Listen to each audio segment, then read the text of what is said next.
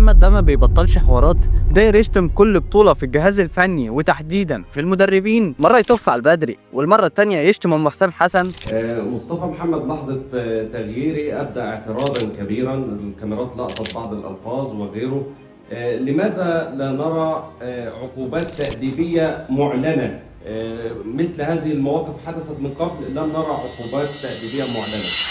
طبعا كلنا عارفين اللي مصطفى محمد قاله، بس ما تقلقش لو ما تعرفش فانا كده كده هعرفك. ولكن انا مش جاي اقول لك ايه اللي حصل من مصطفى محمد، انا هنا جاي اتكلم عن السبب اللي خلى مصطفى محمد يعمل كده، اتكلم عن حسام حسن نفسه، وهو فعلا ليه دور كبير في الموضوع ده. بس قبلها اعمل لايك وسبسكرايب وفعل زرار الجرس وتعالى كمل الفيديو. ما هو بصراحه حرام ان احنا نمسك في ردة فعل اللاعب ونسيب الفعل نفسه ونسيب الاسباب اللي وصلته لكده. يعني مصطفى محمد فعلا غلطان غلط كبير ومش اول مره يعملها كمان. اقول لك على التقيله، انا كمان حابب ان هو يتعاقب عشان مش دي الصوره اللي مصر تظهر بيها قدام العالم، وعشان يبقى عبره لاي لاعب يعمل كده تاني، وعشان برضه ما يبقاش ظلم. يعني امام عاشور تم استبعاده من المنتخب لمجرد انه قال ان هو نيجيري، ما بالك بقى اللفظ اللي قاله مصطفى محمد حرفيا ده غلط في حسام حسن. فانت رايك ايه رده الفعل اللي حسام حسن ممكن ياخدها على الموقف ده؟ انا برضه هقول لك ايه اللي هيعمله، بس قبل ما اقول لك تعالى نشوف ردود افعال الجماهير. كان اول واحد شفته بيعلق على الموضوع ده وقال كده، ده على اساس حسام بيفهم قوي، ده واحد بيخرج مصطفى وينزل حمدي فتحي ومش ضامن عمر جبر وإمام، ده سيراليون كانت هتتعادل في القاهره. والراي الثاني بيقول لك مدرب متواضع جدا اخره فرق منتصف الجدول. والرد الثالث بيقول لك حسام حسن ما ضمش امام عاشور عشان سلوكه. طيب تعرف ترد على سلوك مصطفى محمد اللي شتمك بامك يا سبع البرومبا وهنا هتعمل قطه بلدي حزينه؟ وده كان احسن راي شفته. ليه عمل ايه؟ شتمهم ولا مرضيش يسلم عليهم؟ اصلا ما فيش واحد قام ولا سلم عليه ولا استقبله حتى وهو خارج زي ما بيعملوا مع كل اللعيبه. وهنا بقى اسمح لي اقول لك ان مصطفى محمد فعلا ما حدش قام واستقبله وكانه كان عالة على المباراه، بغض النظر عن انه اصلا ما كانش يستحق يخرج وكان ده قرار فاشل وسوء فهم لكيفيه استغلال اللعيبه. يعني مثلا شوف طريقه تعامل حسام حسن مع اللعيبه.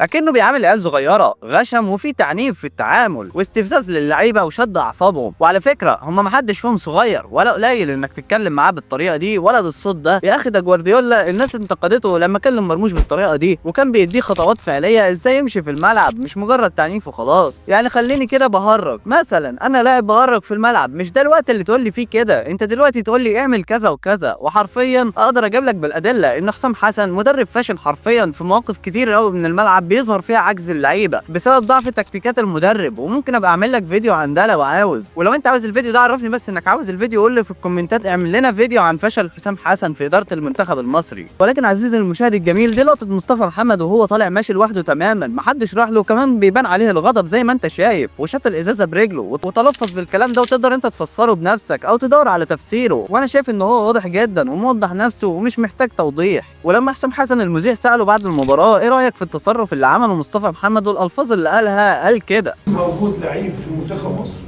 انا بكون ملتزم بمنيح السلوك صح والروح والاداء، اخر الاداء بقى. طب رايك مصطفى محمد قال ايه على التصرف ده؟ مصطفى محمد هنا وضح وقال لك، هقول لك مصطفى محمد قال ايه، بس اعمل لنا لايك وقدر تعبنا في الفيديو ده. مصطفى محمد وضح وقال انه ما يقصدش اي اهانه للجهاز الفني، بل هو كان متضايق لانه خرج وكان عاوز يلعب وقت اطول، والاشارات اللي حصلت دي كانت اشارات زعل مش غضب، وشعور احباط لعدم قدرته على التسجيل، وان ده شعور مش بسبب خروجه من الملعب. ومش بس كده، لا ده كمان نشر اعتذار رسمي على كل صفحاته بسبب التصرف ده على الفور ومن غير ما يتطلب منه. فهنا الفرق بقى اللي حسام حسن اتكلم عليه. امام لما غلط واتطلب منه الاعتذار لم يعتذر وقبل الاعتذار، وكلنا عارفين سلوكيات امام. ولكن مصطفى محمد اعتذر وبدون طلب ووضح فكره مختلفه تماما عن اللي اخدها الجمهور، حتى لو كان الكلام ده مش حقيقي بس على الاقل يبقى عارف ان ده غلط وقدم اعتذاره. ولكن هنا الفكره بقى، برايك كلام مصطفى حقيقي ولا كان بيكذب؟ هل هو فعلا كان غضبان وشتم حسام حسن، ولا هو فعلا كان محبط وعاوز ان هو يقدم اداء احسن من اللي هو قدمه ومجرد زعل على ادائه وبس؟ اكتب لي رايك في التعليقات تحت، انزل اكتبه لي وانا عاوز اشوف كومنتاتكم. وما تنساش اللايك والسبسكرايب وتفعل زرار الجرس عشان يوصلك كل جديد، واشوفكم في الفيديو الجاي. سلام.